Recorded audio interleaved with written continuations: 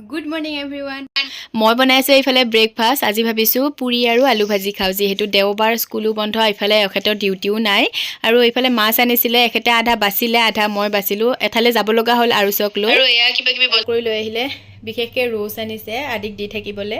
এতিয়া হিয়া দাঁত কেটা হেৰি হয় যে বিচাৰে মানে বিস্কুটটো ভাঙি ভাঙি যায় সেইকাৰণে ৰোজ আনিব দিছিলো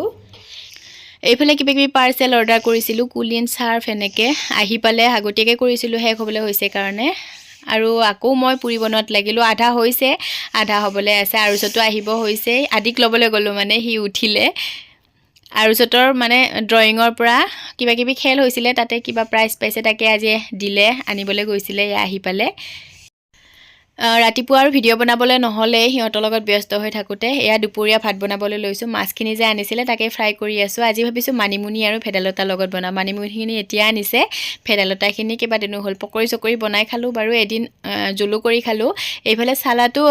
তিয়াই থৈছিলো মই বুটমগু এখেতে হয়তো পুৰি নাখাবও পাৰে বুলি ভাবিছিলো নাখালে দি দিলো হয় আৰু এয়া গ্ৰেপছ লৈ আহিছো পাপেক পুতেকৰ কাৰণে পুৰা খেলি আছে আৰু মোৰ আঞ্জাও বহাইছো এইখিনি মই মিক্সিত পিছি ললো